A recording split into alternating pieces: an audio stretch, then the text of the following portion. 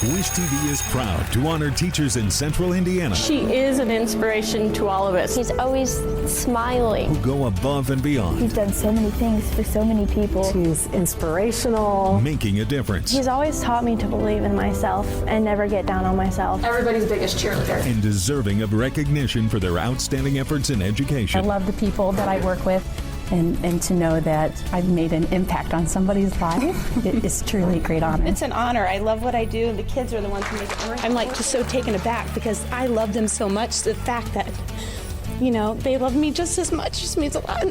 Sorry, you're going to have to cut that part out. And you are our winner. Oh, thank you so much. From Wish TV and the All Indiana Podcast Network, this is the Golden Apple Awards Podcast, sponsored by WGU. Hey guys, Jeremy Jenkins here, filling in for Hanna Mordoh on this month's edition of the Golden Apple Podcast. If you were watching Daybreak a few weeks back, you already know this month's winner is Mrs. Ebony Lee of Arsenal Technical High School in Indianapolis. She is only 2 years into her role as a behavior support specialist, and already she's found her niche and really made her mark. There's only so much we can show you on air, so Mrs. Lee and I reunited for a quick chat for this month's episode of the Golden Apple Podcast. Mrs. Lee, good to hear and see you again. I know it's been about a week or two since the surprise, so Yes, I it know has. you've been seeing all of the reaction and people are loving it. Breathtaking, overwhelming. It was amazing. So one of the things that really I keep getting, people cannot get over the fact that you say in the story, and again, I reiterated at the end because we talked about it a little bit after the piece aired, you don't feel like you deserve the award, that you feel like you need to do so much more. So many people have been like, make sure you tell her she deserves that, and she is so Yeah. deserving. And I mean, people saw the story, and just from the 6 minutes that they saw, they are just in love with you and your work, and they're so inspired. Yeah, I just always feel like there's so much more that can be done. I feel like the kids have such a great need around here at Tech, and I just want to be that instrument that I can be used to help the kids around here at Tech. So there's just so much to be done, and so, but I have been talked into using the money for something for myself. So I just might do a little spring break, little trip or something. Who knows? But yeah, Oh, congrats. Yes. so it was just awesome. I'm still just so excited, and the kids are coming up to me, Miss Lee, you deserve that, and we're so happy for you. I've gotten so many hugs and actually so many cards. People have given me handwritten cards and everything. So it's just been overwhelming. It's been great. I'm so glad that you're getting all of that, because the one thing that we talked about before, right when I saw you, and we cut this part out of the actual story, but I'm like, I hope you're ready, because this is going to be everywhere. It's going to be on all of the newscasts. It's going to be on the podcast that we're taping right now. It's going to be on the online portion. So people are going to click and see your face and your name and know you are the winner. So people going out and about in church and all of that, like I said before, they're going to be coming up to you and telling y'all congratulations. So how has that been for you? Because I know you like to be behind the scenes. I do. I like to be behind the scenes, and it's been great. It's given me an opportunity, honestly, to tell someone else my story. And I've had other people say, well, you know what, I may start doing that at my school, or, it's something I've already been doing at my church. So I'm always doing a coat drive and a spring drive, and I'm giving away socks and underwear and doing things for my church. So it's just been an opportunity for me to be able to tell my story, to hopefully get someone else to join me, and they can give back to our community, because the need is so great. So let's talk about your story and how you really came into where you are right now in this season of your life. Okay. You came from a big family. You have always been a bit of a nurturer. So talk about your upbringing and kind of, some of the things that kind of let you know that this was something you were good at and actually liked doing. Yeah, so I actually give my mom all the honor for who I am today. I'm one of 12. My mom, was a stay-at-home mom.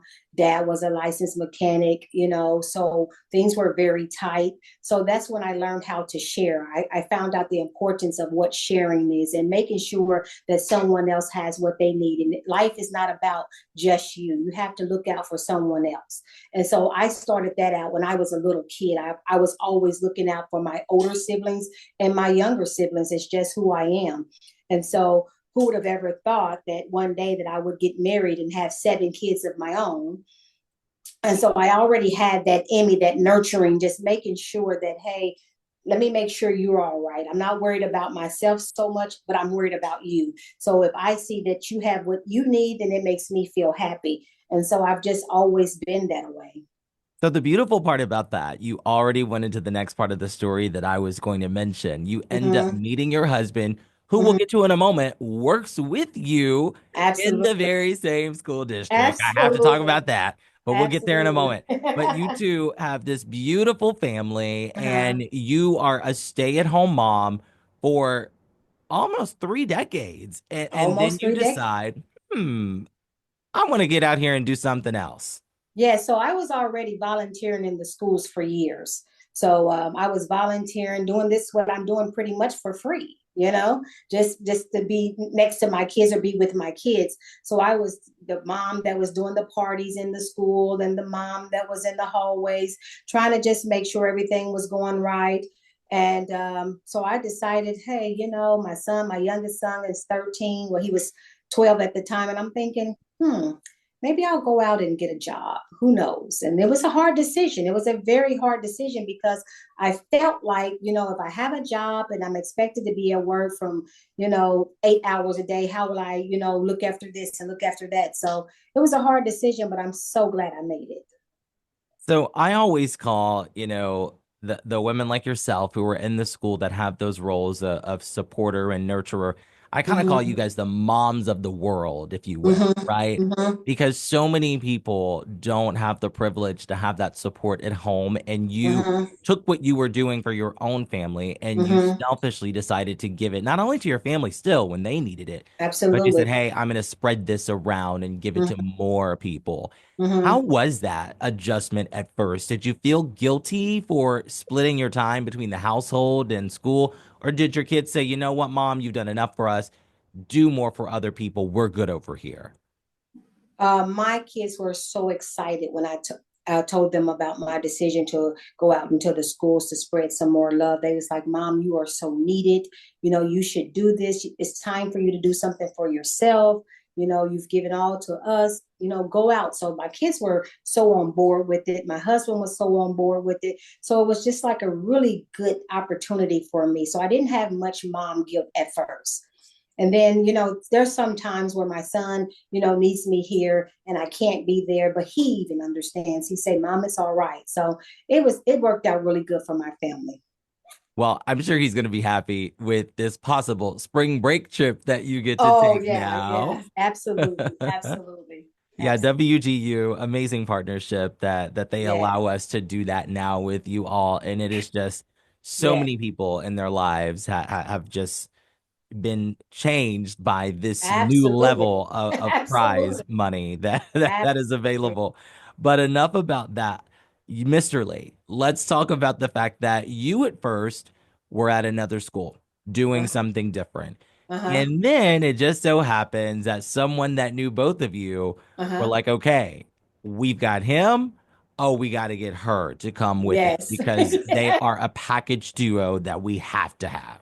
Yes, so this is true. My husband, who has been a school teacher for 28 years and actually been at Arsenal Tech for the last 13 years. And he, he's always coming home telling me the need and, Ebony, the kids could use you there.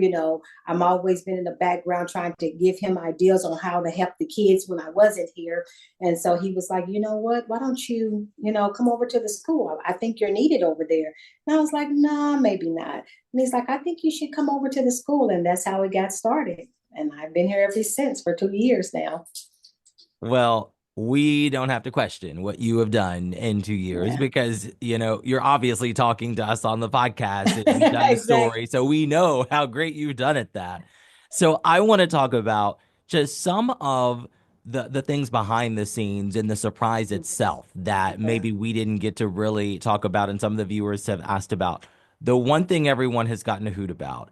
They're like, how did you and Allison find a way to get around Mrs. Lee? So I want to disclose to you, Mrs. Lee, we Oh almost gosh. blew this surprise. I know Uh-huh. Hannah's at home, my co-anchor that typically does Uh-huh. this. She's probably like, oh gosh, not again. Because last time we also had a very interesting scenario in Uh-huh. which the surprise winner was super on top of it and Okay. always on it. Like, so when you have people that are to the nail, to the T on Uh-huh. details every day, it makes it even harder to pull something like this off. So this time around, they're like, yeah, if we radio you guys in, she's going to hear it because she's got a radio in her hand when she's Yes. patrolling the halls. So we can't get you guys in the traditional way. So that was hurdle number one. I'm like, well, the first thing that's going to happen when we go to the gate, they're going to say, hey, did anybody call for Wish TV? And it's Yes. like, oh, we can't do that. So we had to find a way Uh-huh. to meet Mark and get there without radioing you and then get on a golf cart and get Yeah. taken to the back. You So guys that was did the good. first hurdle. Now, Yeah. this was a day where we had some traffic going on, and Allison, our partner with WGU, she was stuck in traffic. And Yeah. so I was in there and I thought Allison was already in there. And she's like, oh no, I'm stuck in traffic. I'm gonna be a little late. And Uh-huh. so you remember this part because you were probably wondering, why are they talking to me so long in this office? What Exactly. was anticipated to be a couple of moments ended up being like 20, 25 minutes. So they kept having to pull you and distract you and keep getting things going on. And I'm like, there is no way. And I mean, even Mrs. Swain, because she was in on it at that point, she was like, oh my gosh, she's gonna find out because Yep. she does not interact with them a lot. And so I No. don't know how much longer they can pull that off before she just walks off and says, I gotta go check on the kids back here. And that is exactly what happened. I said, okay, guys, I'm gonna get back over to Stewart. They was like, no, no, no, no. One more thing, one more thing. I was like, well, I don't want Swain to call for me, and I'm over here in the arsenal. They was like, oh, we'll tell her what's going on. I'm like, okay, guys. So when the principal actually called out for me, I was like, oh no, he's calling for me over the air, and I'm in the arsenal. So it was just hilarious when we sat down and talked about it afterwards. It just cracked me up. Yeah, I mean, it was so funny because at the very last second, so that campus is so big for all of our listeners right now. Yes, It is so easy for you to get lost if you go to the absolutely. Arsenal Technical High School campus in Indy. It is huge. So, at first we were telling Allison, where are you? Where are you? She's like, I'm in building number one. I'm at door number one. There's like There's four four doors, door number number one. ones.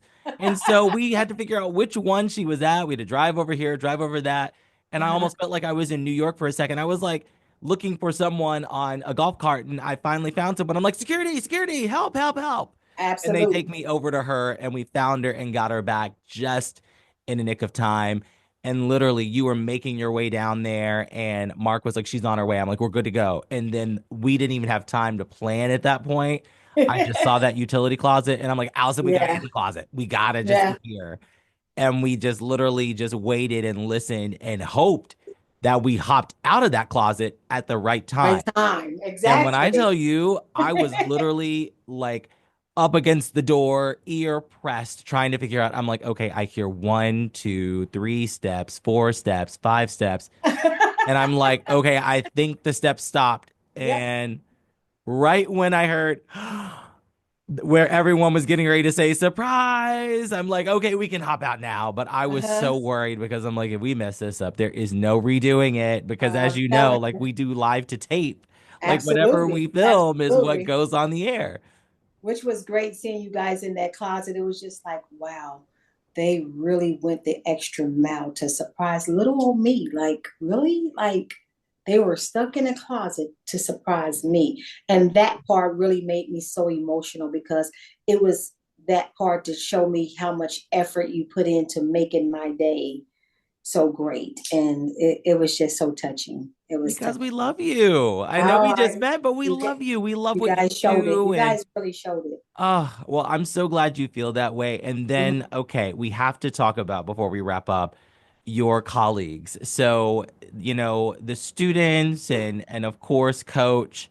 It Mm-hmm. was so fun getting a Mm-hmm. chance to talk to them and Mrs. Swain too, Mm-hmm. because Mrs. Swain, I'm like, I know that it was so funny because the first thing we were talking about, she's like, I'm gonna need a heads up if we're gonna do this the next time. She's like, I gotta make sure my hair is done. I gotta make sure everything is looking good. That's I'm like, Swain. I'm so That's sorry, the Mrs. Swain for Swain. I'm so sorry. But next time we'll have a heads up. You'll know the dates you. that are happening. And that's why when I saw her the next time, I'm like, well, I see we got the dynasty treatment today. Hair is Absolutely. done up. And She's she was first dressed to the class. nines. She's first class. That's what I say to her all the time. Yes. And coach, I mean, when I say there were I really should, if I can, get that full interview for you Mm-hmm. because he had such great things to say Mm-hmm. about you. My goodness, coach Mm-hmm. was just, he went on and on and on. And I remember when I asked him, I'm like, so what happens if she gets pulled to another district or she wants to do something else? And he's just Mm-hmm. like, well, I'm hoping that never happens and I never Mm-hmm. have to think about that Mm-hmm. because she is just the right to my left. I don't know what I Mm-hmm. would do if she weren't right by my side. And Yeah. the And it's sound been bite that great we working did. with him. It's been really great working with him. Yeah. It's been a great experience, something new for me. And I told him going in, I said, hey, I don't know much about basketball, but I do know how to work with young women. I'm a mother of 7, 5 of them being girls. I know what it takes to make sure that young women are all right day to day. And he was like, Miss Lee, that is exactly what I need. With our basketball team, our girls suffer so many different obstacles every single day. And I just try to be that hope, that light for them to, something they can depend on every day. And it helped them. Well, I can definitely tell you Fox was Mm-hmm. he literally said, and I think we aired this. It's hard because I listen to so many of the sound bites and Okay. sometimes I forget which ones we air and which ones we don't, but I know he talked over and over about and I'm still hard on the girls, but she tells me, Fox, stop it, like Stop pull it it. back. Yep. That's exactly what I say. And I'm telling you, we Yeah. talked about this so Yeah. many times, and he told me he's like she always tells me to ease up on the girls, like don't do Yes. that. And he even said this, and I don't know if you caught on to this part. He's like, well, sometimes I still do it anyway, but Absolutely. Absolutely. Yeah. Yeah. yes. So sometimes I say, hey, Fox, I thought we talked about that. He was like, yeah, we did. Okay. Next time. So he's a work in progress. Well, I mean, you have many more years to go with the school, so I'm sure Absolutely. you will be getting not just like I said it in the story. You won't just be getting the students in the line; you'll be getting everybody else in line too, because Absolutely. I try. you have blazed your trail. Now, before we log off Okay. for this Golden Apple podcast, I do want to talk about your wonderful husband, who Mm-hmm. it's so funny because they kept saying he was there, that he worked there. He blended right on into the background, just like you. I didn't know. I was like, where is Always. he for the surprise? Because he stood in the back. He was very, as the kids say, very demure, very mindful of the Mm-hmm. situation. Yeah. And at the end, he did something so sweet. And if you watch the story, guys, you can see it. He gives her a hug and a little peck on the cheek, and Uh-huh. she continues with the rest of her day. And it was just Yeah. such a little beautiful moment there.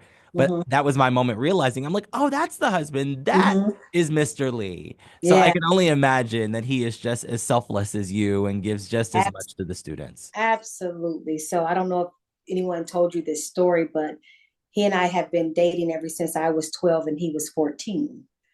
Oh, Yeah. So, and we've been married for 28 years and have 7 kids. And he has been just so supportive and just such a background person. But he is the reason that I'm at the school. And he's definitely the reason that I even took on the basketball job. So I was suffering a little bit of seasonal depression, just feeling like, what am I to do? And, the kids are in sports and I'm at home. He was like, I have the perfect thing for you. I said, what is it? He's like, we were offered to coach basketball for girls. He said, this will be great for you. You can give back. This is your area. This is what you like to do. And so he's the reason that I even got the job as the basketball coach.